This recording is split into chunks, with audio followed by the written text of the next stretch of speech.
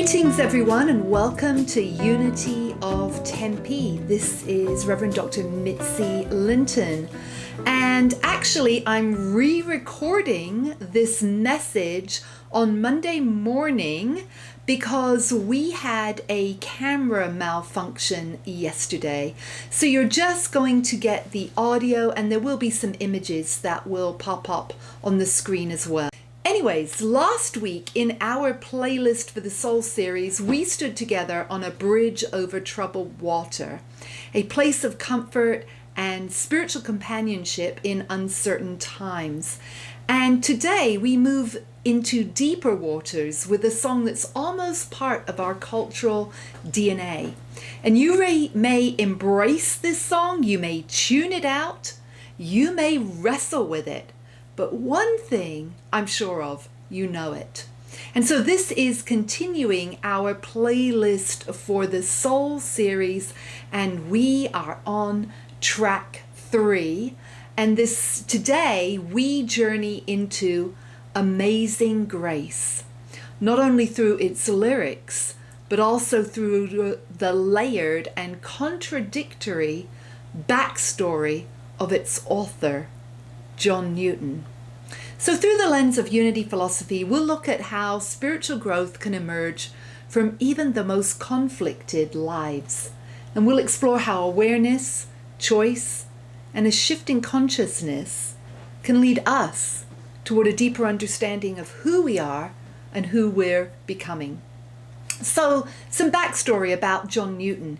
He was born in London in 1725, and his devout mother taught him scripture, but she died when he was just 7 years old.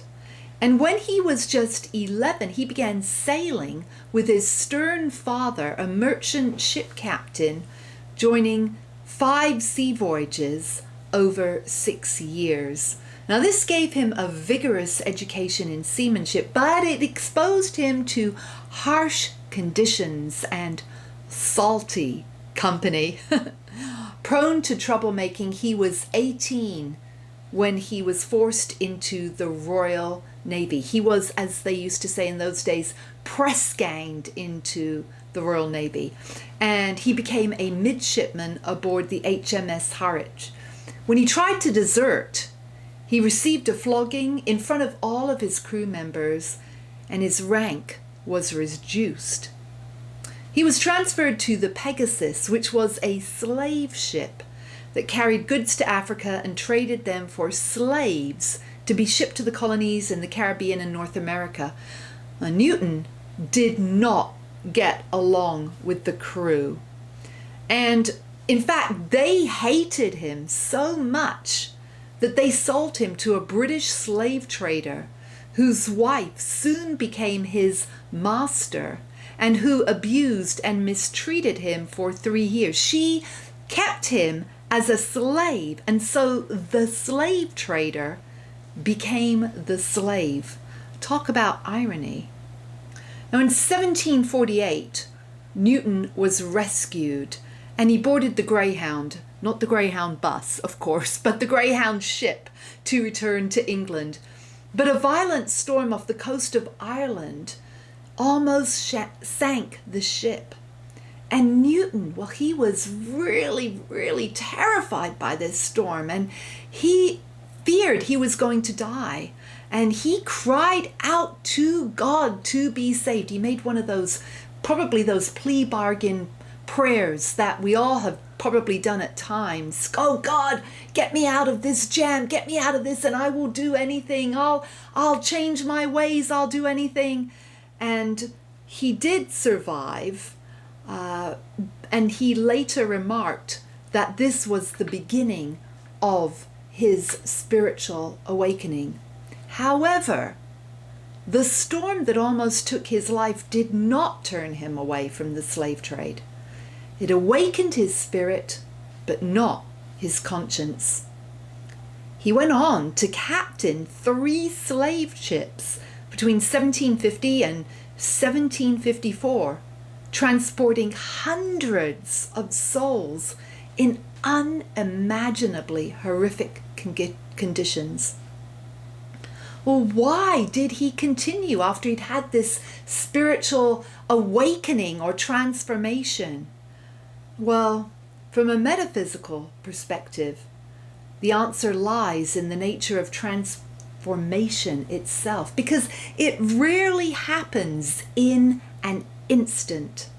Well, slavery in Newton's world was culturally normalized, and he saw no contradiction to his behavior. And there were also practical pressures. He'd just married and he felt the weight of economic responsibility. The slave trade, well, it was his livelihood, and he continued without questioning its morality. He compartmentalized, professing to live a life of faith while failing to see the conflict between his faith and enslaving human beings. In 1754, illness forced him to retire from sea life. And this signified the next stage of his awakening. And remember, our playlist for the soul episode today is entitled Awakening. So this signified the next stage of his awakening, and he immersed himself in theological study.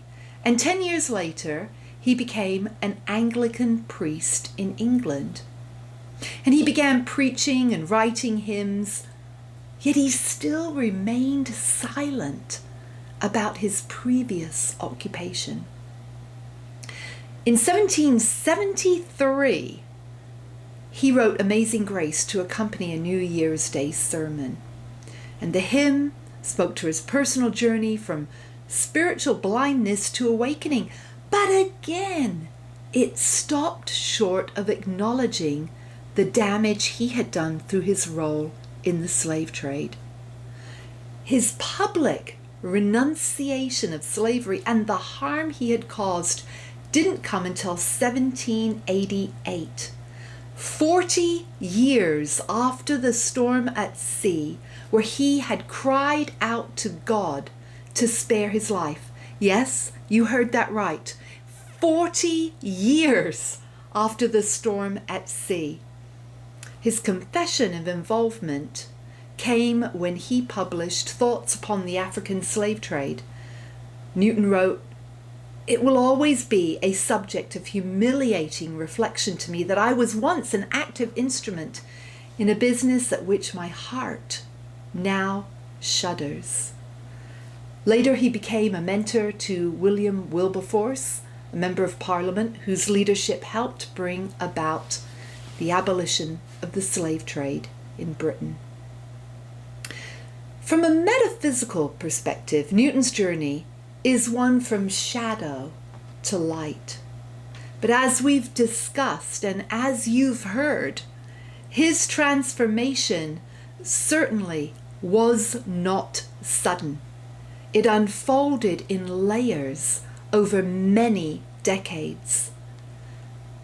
But divine insight eventually softened his hardened beliefs, dissolved his illusions of separation and superiority, and awakened within him the capacity for remorse and humility. Now, in Unity, we recognize that awakening is often gradual. It doesn't always come like a lightning bolt. It arrives through honest, deep soul searching and the willingness to change. That's the key there, the willingness to change, spurred on by honest reflection. Amazing Grace wasn't written by someone who'd always lived in the light. It was written by someone who had walked through and engaged in deeply disturbing darkness, and who was ultimately, after many decades, changed by it completely. Now we're going to turn to the hymn itself. And we won't necessarily explore each line, but we'll rather pause at certain words and phrases, especially those that may seem at odds with Unity's teachings, and we'll consider how they might speak to us in a deeper way. Having said that, we are going to explore pretty much all of the words in the first verse, and we're really going to focus in this verse on the word grace to start with, because it is mentioned a lot in the first 3 verses of this hymn. Now, in Unity, grace isn't something we earn. It's something that we awaken to. It's the constant loving activity of God in our lives, which is always present and always available. Grace doesn't show up because we've been good.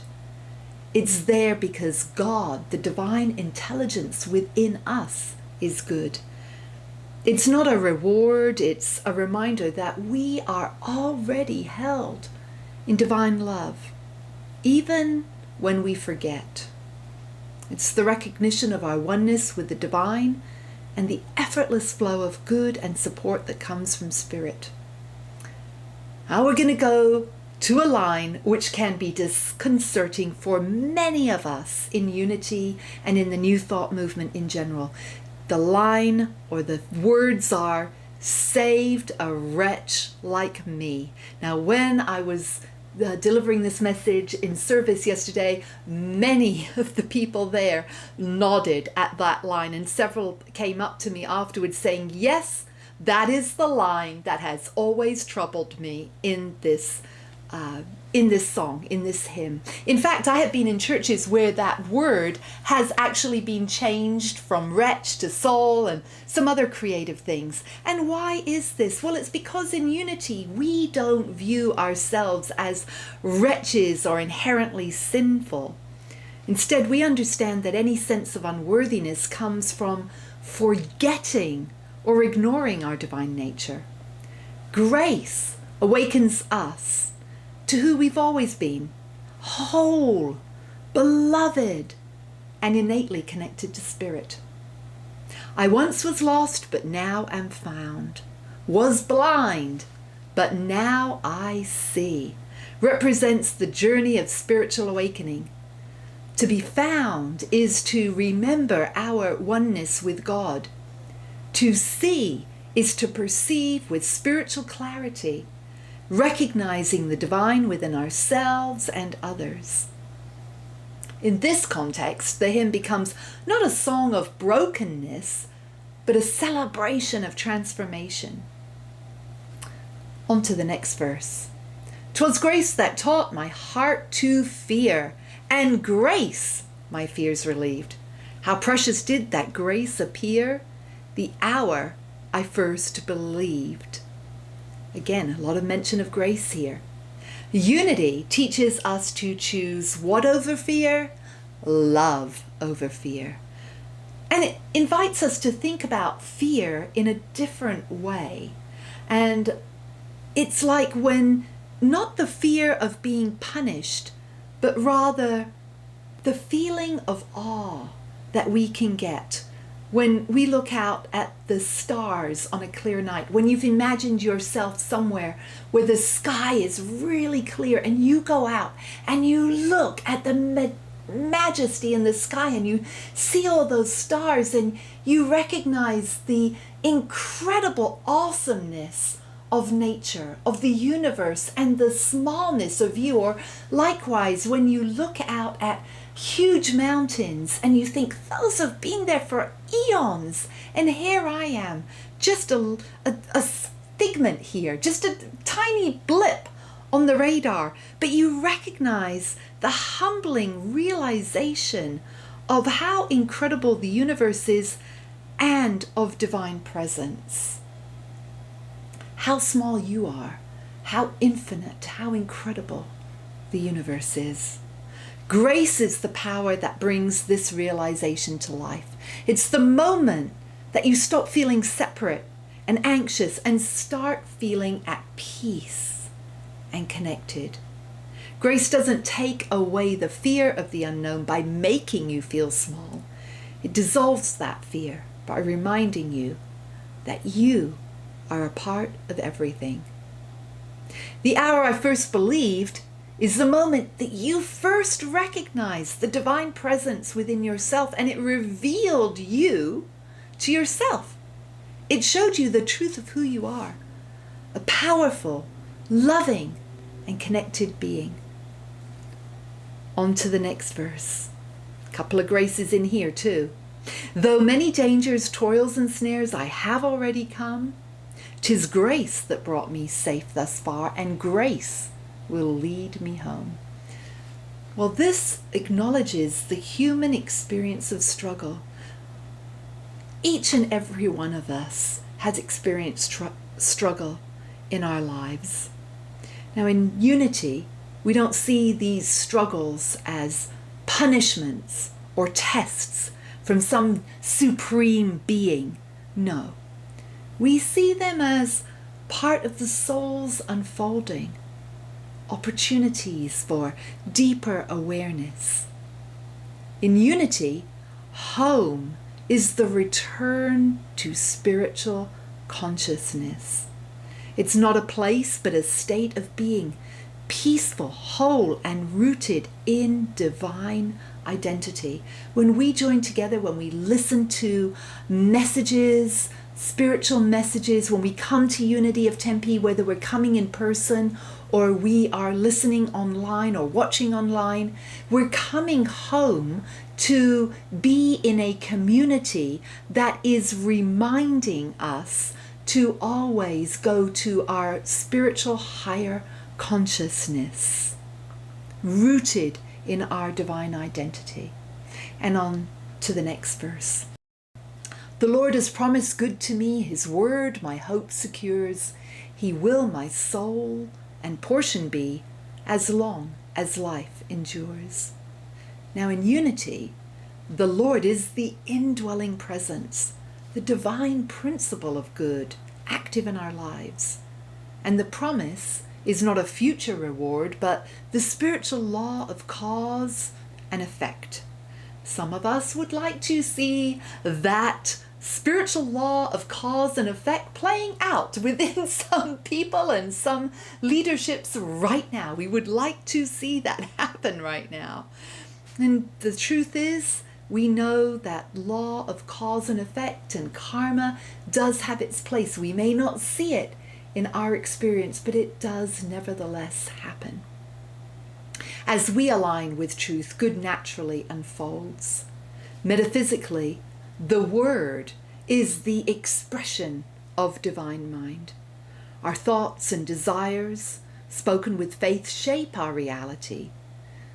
Shield symbolizes spiritual strength and resilience, and portion suggests sufficiency. If we believe God is enough, God is my source. If we believe God is enough, divine substance will meet our every need because it springs from an infinite source. And we know that life is eternal and it's not confined to the physical body.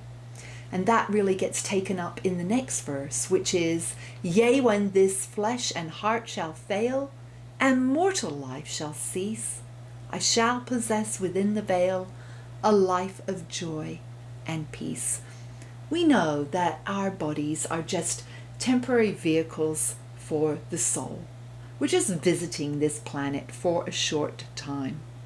And the soul continues its journey beyond the limits of mortality. And to possess within the veil is to awaken to a divine identity beyond illusion. Joy and peace aren't reserved for the afterlife. Thank you, God, for that. They are qualities of spiritual consciousness available now. And remember, joy is the presence of God within us expressing. Next verse. The earth shall soon dissolve like snow, the sun forbear to shine, but God, who called me here below, will be forever mine. Earth, snow, and sun, well, they represent the outer world, which is subject to change. And changing it is indeed. We see that right now through the activity of climate change on our planet. Spiritual reality, however, well, that is eternal, and it is unchanging. The line, "called me here below," implies divine purpose, the soul's invitation to express divine qualities such as love, wisdom, creativity through human experiences. We are not here by accident.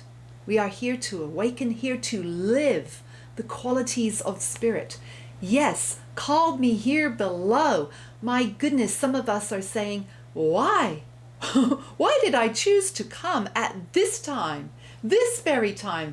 Because, beloved one, your light is needed at this very moment, at this very time on this planet. You are here to express your illumination, your love, your light, to help shift us into a higher awakening of consciousness on this planet. I don't believe we do that by just sitting around and meditating either. I feel it is a mixture of us being here, awakening ourselves, and then taking action to create a better planet for us all. Will be forever mine is not possession in the usual sense, because God is not separate from us. To say forever mine is to affirm eternal oneness with the divine, beyond time, form, or circumstance. So now we move to the 7th and final verse, which was not written by Newton. Wait, what? The 7th verse wasn't written by Newton? He didn't write the whole song? Well, then who wrote it? Well, that verse had been passed down orally in African American communities for decades. But it reached mass audiences when Harriet Beecher Stowe adopted it for her novel Uncle Tom's Cabin in 1852. In a pivotal scene, character Tom sings 3 verses of Amazing Grace, including this one, "When we've been there 10,000 years, bright shining as the sun, we've no less days to sing God's praise than when we'd first begun." 10,000 years symbolizes eternity. It's not literal time. The sun, S-U-N, represents divine illumination. Of course, we can also look at it as the sun, S-O-N. But it represents the soul's radiant nature when fully aligned with spirit. Praise is the soul's joyful recognition, an exclamation of divine oneness. Let me say that again. Praise is the soul's joyful recognition and exclamation of divine oneness. In unity, spiritual joy is infinite, ever renewing, and it is not bound by time, not bound by us just being in these earthly bodies. So today we've journeyed through the story behind Amazing Grace, where John Newton's transformation echoes through every line. And beyond his story, we find our own. A journey from fear to love, from forgetting to remembering, from separation to grace. So may this message shine a metaphysical light on this hymn and help us reclaim Amazing Grace as a song of remembering who we truly are.